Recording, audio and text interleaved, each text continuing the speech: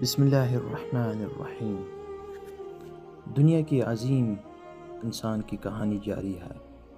محمد صلی اللہ علیہ وسلم بچپن سے یتیم تھے، لیکن اللہ نے ان کے لیے ایک خاص منصوبہ بنا رکھا تھا۔ وہ جوان ہو رہے تھے، لیکن عام نوجوانوں کی طرح نہیں، بلکہ ایک الگ پہچان کے ساتھ۔ مکہ کی گلی کوچوں میں ایک نام گونجنے لگا، الصادق الامین۔ یہ مکہ تھا جہاں تجارت عروج پر تھی، لیکن دھوکہ دہی بھی عام تھی۔ جھوٹ، فریب اور سود خوری یہاں کی روایت بن چکی تھی۔ مگر انہی گلیوں میں ایک نوجوان ایسا بھی تھا جو سچائی اور ایماندار کی مثال بن چکا تھا۔ محمد صلی اللہ علیہ وسلم جب بھی خرید و فروخت کرتے، ہمیشہ ایمانداری کا مظاہرہ کرتے۔ وہ ناپ تول میں کمی نہیں کرتے، نہ ہی زیادہ قیمت وصول کرتے۔ ایک دن ایک شخص نے ان کے پاس آیا اور کہا، مجھے اچھا کپڑا بیچ دو مگر کم قیمت پر۔ محمد صلی اللہ علیہ وسلم نے نرمی سے جواب دیا، یہی قیمت درست ہے، کیونکہ میں تمہارے لیے بھی وہی قیمت رکھتا ہوں جو اپنے لیے رکھتا ہوں۔ محمد صلی اللہ علیہ وسلم کی سچائی کی شہرت پورے مکہ میں پھیل چکی تھی۔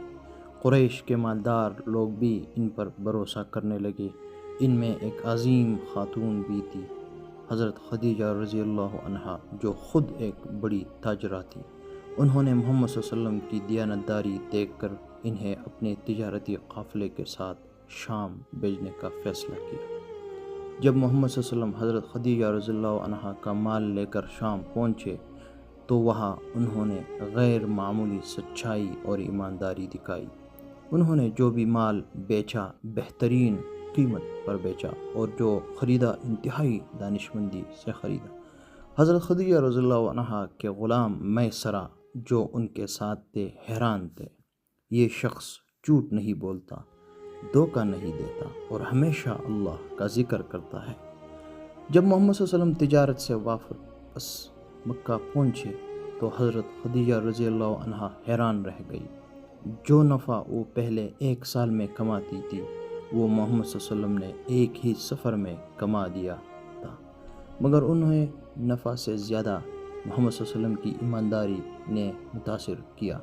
یہی وہ لمحہ تھا جب حضرت خدیجہ رضی اللہ عنہا کے دل میں محمد صلی اللہ علیہ وسلم کے لیے عزت اور محبت پیدا ہوئی۔ محمد صلی اللہ علیہ وسلم کی سچائی اور ایمانداری کا اثر صرف تجارت تک محدود نہیں تھا، بلکہ لوگوں کے دلوں میں بھی جگہ بنا چکا تھا۔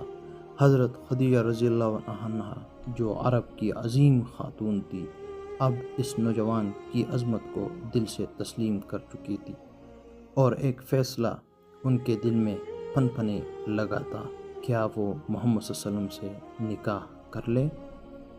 والسلام۔ انشاءاللہ باقی سبق اگلے حصے میں بیان کیا جائے گا۔ السلام علیکم ورحمۃ اللہ وبرکاتہ۔